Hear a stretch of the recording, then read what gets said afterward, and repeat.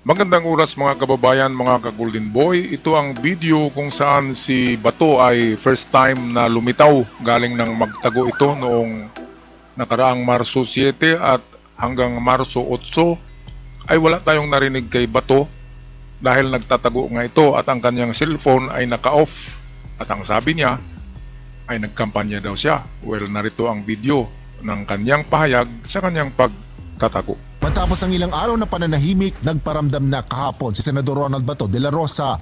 Sa panayam ng media sa kanya, sinabi nito na hindi siya nagtatago at nasa Pilipinas pa rin siya.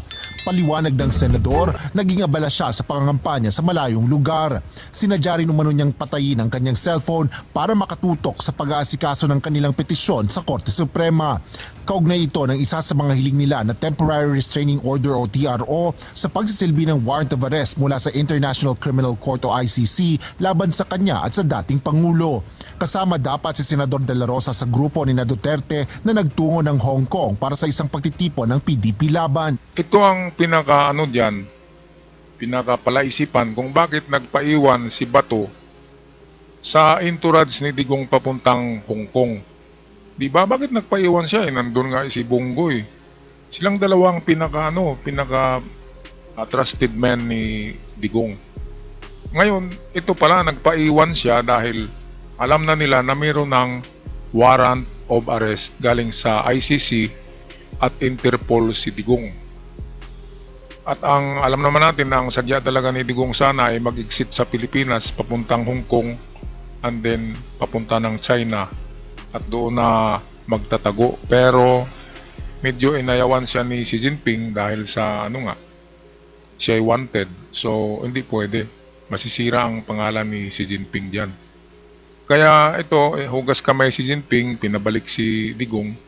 Si Bato de la Rosa naman kasi alam nila na na may warrant na si Digong. So nag-file ng petition to itong petisyon sa korte para sa TRO na hindi muna arestuhin ganyan. Pero hindi kinatigan ng Supreme Court ang petisyon ni Bato, kaya walang nagawa si Bato at nagtago siya at off ang cellphone, hindi makontak 2 araw. At ang sabi niya, nagkampanya daw siya sa Agusan at Surigao. Ako taga Surigao ako taga Surigao del Sur ako. Bakit hindi ko narinig na narito si Bato? Diba? Mga kababayan, ano kaya ang rason ni Bato? Ngayon, ang umuugong na balita ay nariyan na talaga, plansado na ang warrant of arrest ni Bato. Kaya si Bato ngayon ay humihingi ng kandungan. Humihingi siya ng tulong sa Senado kay Chis Escudero. Ano bang magawa ng Senado sa wanted na tao ng International Court? Yan ang hindi natin alam kung ano ang magagawa ng Senado. Alam naman natin na hindi siya membro ng majority. Kaya kahit bubuto pa sa kanya yung minority, ay kulang pa rin yun para magdesisyon ang presidente ng Senado na siya ay tulungan. Kaya talagang tagilid si Bato. Sabi nga, game over. Balik tayo sa video. Ay, hindi. Madaling araw yung flight ko dapat, hindi ko na tinuloy dahil nakatanggap ako ng info na yun nga, may warrant na kami. Ang info nga is 2 na kami ni President Duterte may warrant. So sabi ko, hindi na ko tutuloy para saksasuhin ko yung, di ba sabi ko sa inyo noon na pag may warrant kami, I will seek judicial relief from the Supreme Court. So yun ang, doon ako nag-concentrate ngayon ko lahat ng mga lawyers namin. Okay. Gagawa kami ng petition. Hindi rin matanggap ni Senador de la Rosa na sumunod lang ang pamahalaan sa pagpapasuko kay Duterte sa ICC dahil sa commitment ng bansa sa Interpol. Aniya, kayang-kaya namang tanggihan ito ora mismo ni Pangulong Ferdinand Marcos Jr. kahit na may kasunduan sa pagitan ng Pilipinas at sa naturang International Criminal Police Organization. Hindi nagbibig pa sa aking memory.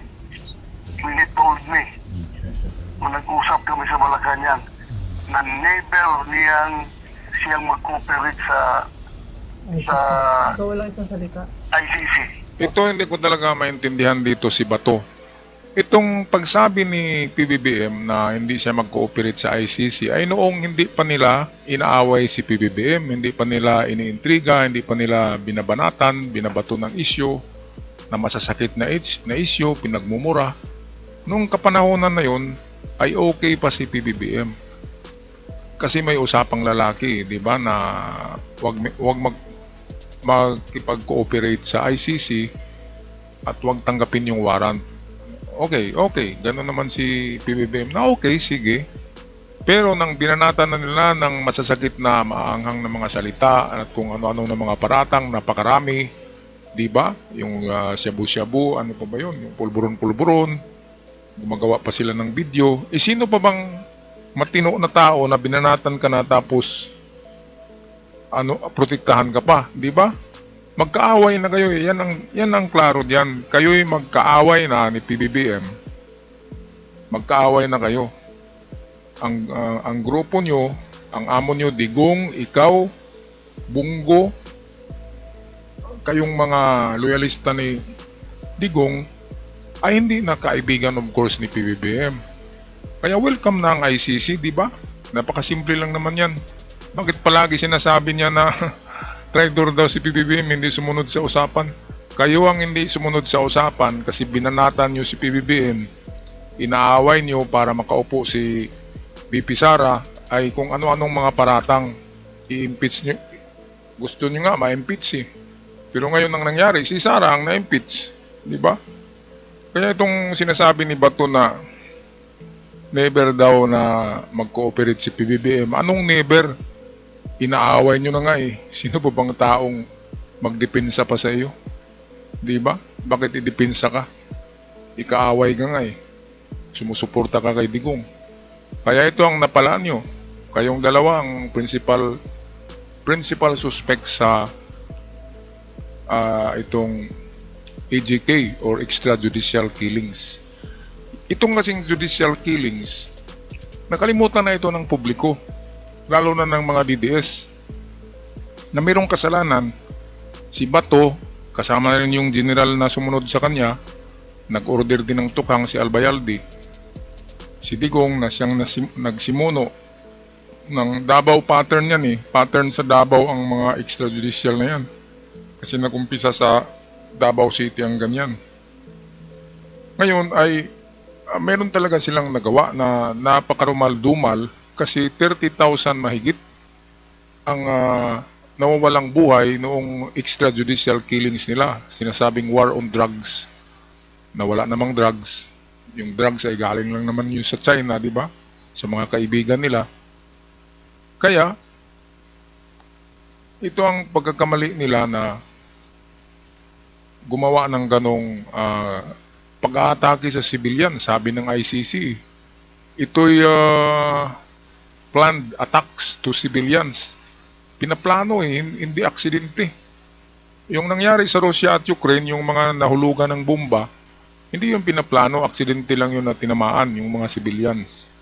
Dito sa Pilipinas, ang EJK ay talagang pinaplano na atakihin ang mga bahay ng suspected na mga drug pusher kahit na small time lang ay pinapatay, di ba? Kaya itong nangyari ngayon kay Digong, kay Bato, ang lahat ng arestuhin ng ICC, ito'y matagal na ng kasalanan noong 2016.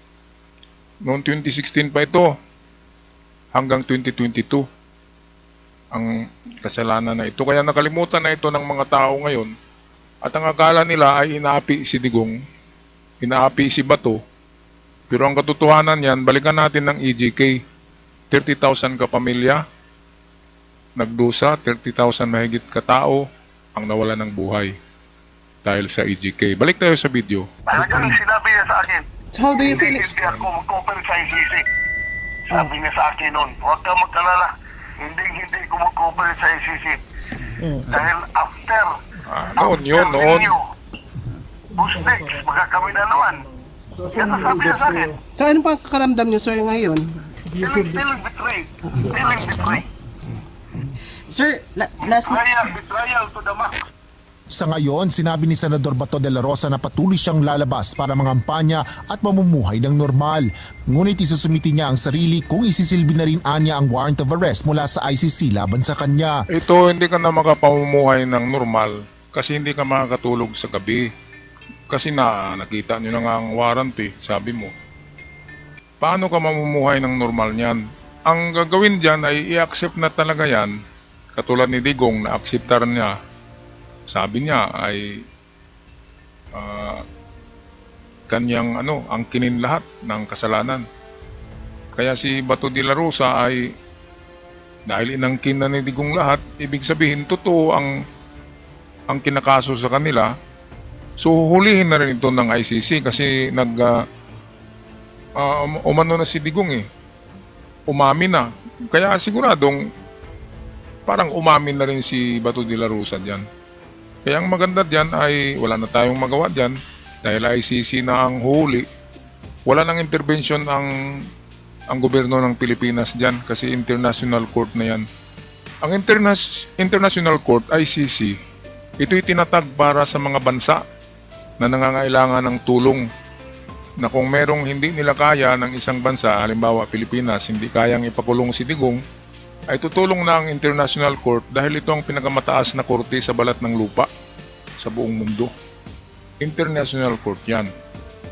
Kaya takot na takot si Digong diyan. Ngayon, dahil nagsisi na si Digong, pinagsisihan niya lahat, ay hindi na siya nagkipaglaban. Alam niya darating ang ganyang panahon Si Bato na lang nagkipaglaban ngayon Dapat magsisi na rin si Bato at wag na siyang magipaglaban pa dahil talagang aarestuhin na siya ngayong buwan lang na ito.